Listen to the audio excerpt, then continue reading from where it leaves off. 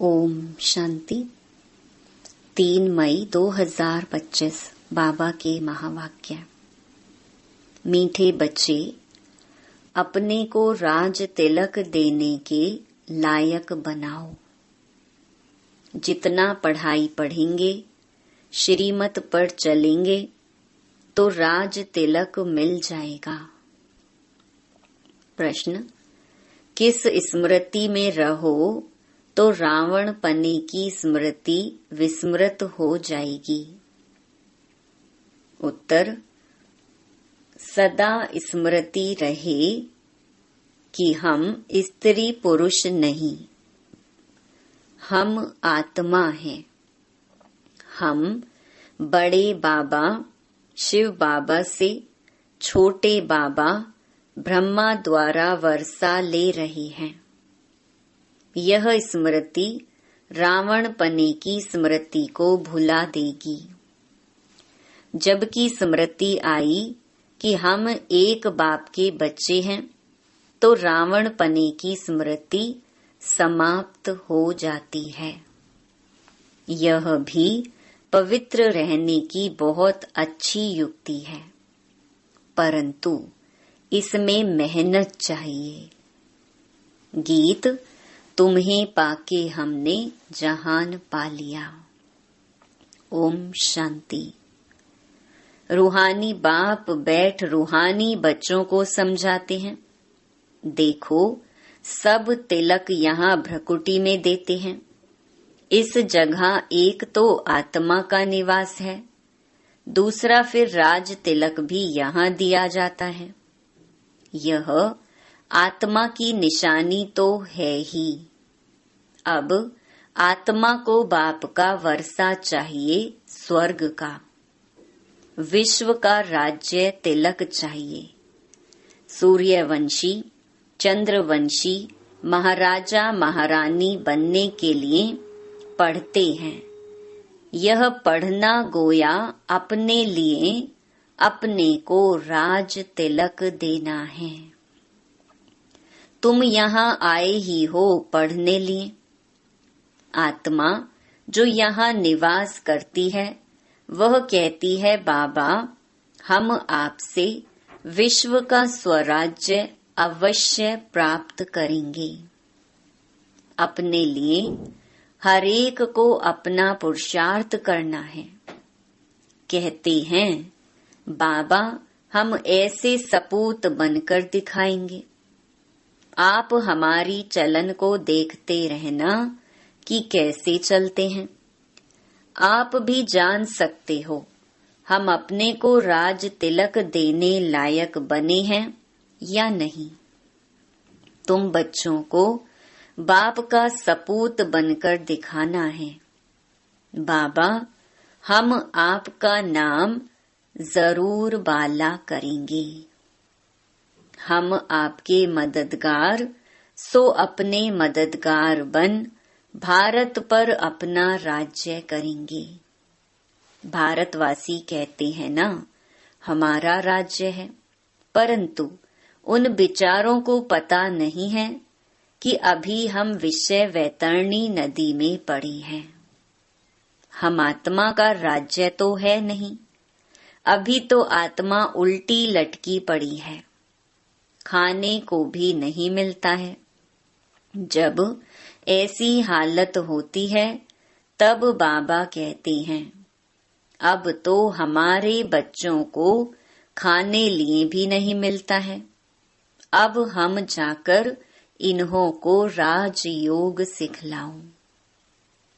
तो बाप आते हैं राजयोग सिखाने। बेहद के बाप को याद करते हैं। वह है ही नई दुनिया रचने वाला। बाप पतित पावन भी है, ज्ञान सागर भी है। यह सिवाय तुम्हारे और कोई की बुद्धि में नहीं है।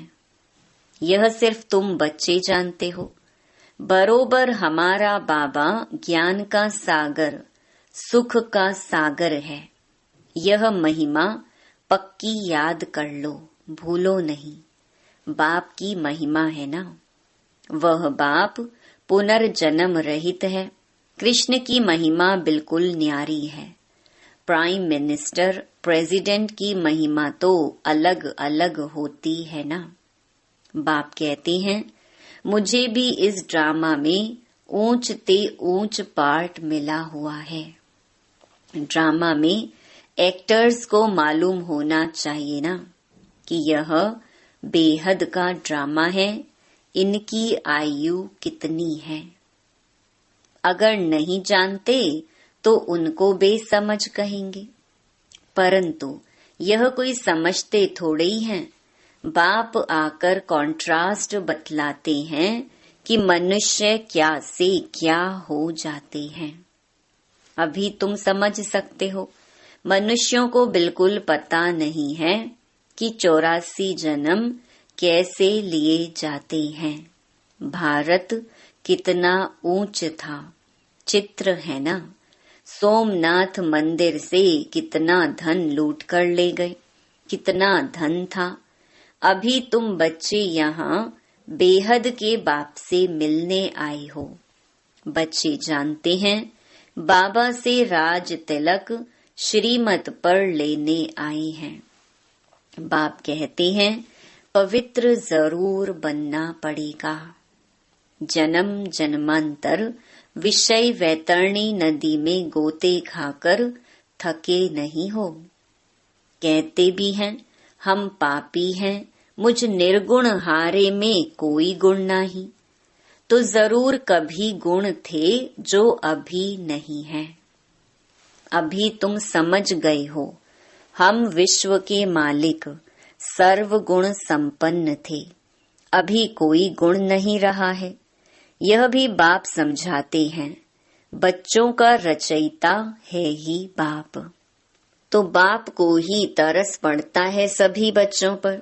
बाप कहते हैं मेरा भी ड्रामा में यह पार्ट है। कितने तमो प्रधान बन गए हैं, झूठ पाप झगड़ा क्या क्या लगा पड़ा है। सब भारतवासी बच्चे भूल गए हैं कि हम कोई समय विश्व के मालिक डबल सिरताज थे। बाप उन्हें स्मृति दिलाते हैं, तुम विश्व के मालिक थे, फिर तुम 84 जन्म लेते आए हो। तुम अपने 84 जन्मों को भूल गए हो। वंडर है, 84 के बदले 84 लाख जन्म लगा दिए हैं। फिर कल्प की आयु भी लाखों वर्ष कह देते। घोर अंधियारे में है ना। कितनी झूठ है। भारत ही सच खंड था, भारत ही झूठ खंड है। झूठ खंड किसने बनाया, सच खंड किसने बनाया, यह किसको पता नहीं। रावण को बिल्कुल ही जानते नहीं। भक्त लोग रावण को जलाते हैं। कोई रिलीजियस आदमी हो, उनको तुम बताओ कि मनुष्य यह क्या क्या करते हैं। सतयुग जिसको हेवन पैराडाइज कहते हो, वहाँ शैतान रावण कहाँ से आया। हेल के मनुष्य वहाँ हो कैसे सकते। तो समझेंगे यह तो बरोबर भूल है। तुम राम राज्य के चित्र पर समझा सकते हो, इसमें रावण कहाँ से आया। तुम समझाते भी हो परंतु समझते नहीं। कोई विरला निकलता है। तुम कितने थोड़े हो, सो भी आगे चल देखना है कितने ठहरते हैं। तो बाबा ने समझाया, आत्मा की छोटी निशानी भी यहाँ ही दिखाते हैं। बड़ी निशानी है राज तिलक। अभी बाप आया हुआ है। अपने को बड़ा तिलक कैसे देना है, तुम स्वराज्य कैसे प्राप्त कर सकते हो, वह रास्ता बताते हैं। उसका नाम रख दिया है राजयोग। सिखलाने वाला है बाप। श्री कृष्ण थोड़े ही बाप हो सकता, वह तो बच्चा है। फिर राधे के साथ स्वयंवर होता है, तब एक बच्चा होगा। बाकी श्री कृष्ण को इतनी रानियां आदि दे दी हैं, यह तो झूठ है ना। परंतु यह भी ड्रामा में नोंद है। ऐसी बातें फिर भी सुनेंगे। अभी तुम बच्चों की बुद्धि में हैं, कैसे हम आत्माएं ऊपर से आती हैं पार्ट बजाने, एक शरीर छोड़ दूसरा लेती हैं। यह तो बहुत सहज है ना। बच्चा पैदा हुआ, उनको सिखलाते हैं, यह बोलो, तो सिखलाने से सीख जाता है। तुमको बाबा क्या सिखलाते हैं? सिर्फ कहते हैं बाप और वर्षे को याद करो। तुम गाते भी हो, तुम मात पिता हम बालक तेरे। आत्मा गाती है ना, बरोबर सुख घनेरे मिलते हैं। तुम बच्चे जानते हो, शिव बाबा हमको पढ़ा रहे हैं। यहाँ तुम शिव बाबा के पास आए हो। भागीरथ तो मनुष्य का रथ है ना। इसमें परमपिता परमात्मा विराजमान होते हैं, परंतु रथ का नाम क्या है? अभी तुम जानते हो, नाम है ब्रह्मा, क्योंकि ब्रह्मा द्वारा ब्राह्मण रचते हैं ना। पहले होते ही हैं ब्राह्मण चोटी, फिर देवता। पहले तो ब्राह्मण चाहिए, इसलिए विराट रूप भी दिखाया है। तुम ब्राह्मण ही फिर देवता बनते हो। बाप बहुत अच्छी रीति समझाते हैं, फिर भी भूल जाते हैं। बाप कहते, बच्चे सदा स्मृति रखो कि हम स्त्री पुरुष नहीं, हम आत्मा हैं। हम बड़े बाबा शिव बाबा से छोटे बाबा ब्रह्मा द्वारा वर्षा ले रहे हैं, तो रावण पने की स्मृति विस्मृत हो जाएगी। यह पवित्र रहने की बहुत अच्छी युक्ति है। बाबा के पास बहुत जोड़े आते हैं, दोनों ही कहते हैं बाबा। जबकि स्मृति आई है, हम एक बाप के बच्चे हैं, तो फिर रावण पने की स्मृति विस्मृत हो जानी चाहिए। इसमें मेहनत चाहिए। मेहनत बिगड़ तो कुछ चल ना सके। हम बाबा के बने हैं, उनको ही याद करते हैं। बाप भी कहते हैं, मुझे याद करो तो विकर्म विनाश होंगे। 84 जन्मों की कहानी भी बिल्कुल सहज है। बाकी मेहनत है बाप को याद करने में। बाप कहते हैं, कम से कम पुरुषार्थ कर 8 घंटा तो याद करो। 1 घड़ी आधी घड़ी क्लास में आओ तो स्मृति आएगी। बाप हमको यह पढ़ाते हैं। अभी तुम बाप के सम्मुख हो ना। बाप बच्चे बच्चे कह समझाते हैं, तुम बच्चे सुनते हो। बाप कहते हैं, हियर नो इविल। यह भी अभी की ही बात है। अभी तुम बच्चे जानते हो, हम ज्ञान सागर बाप के पास सम्मुख आए हैं। ज्ञान सागर बाप तुमको सारे सृष्टि का ज्ञान सुना रहे हैं। फिर कोई उठाए ना उठाए, वो तो उनके ऊपर है। बाप आकर अभी हमको ज्ञान दे रहे हैं। हम अभी राजयोग सीखते हैं। फिर कोई भी शास्त्र आदि भक्ति का अंश नहीं रहेगा। भक्ति मार्ग में ज्ञान रिंचक मात्र नहीं, ज्ञान मार्ग में फिर भक्ति रिंचक मात्र नहीं। ज्ञान सागर जब आए तब वह ज्ञान सुनाए। उनका ज्ञान है ही सद्गति के लिए। सद्गति दाता है ही एक, जिसको ही भगवान कहा जाता है। सब एक ही पतित पावन को बुलाते हैं, फिर दूसरा कोई हो कैसे सकता। अभी बाप द्वारा तुम बच्चे सच्ची बातें सुन रहे हो। बाप ने सुनाया, बच्चे मैं तुमको कितना साहूकार बनाकर गया था। 5000 वर्ष की बात है, तुम डबल सिरताज थे, पवित्रता का भी ताज था। फिर जब रावण राज्य होता है, तब तुम पुजारी बन जाते हो। अब बाप पढ़ाने आए हैं, तो उनकी श्रीमत पर चलना है, औरों को भी समझाना है।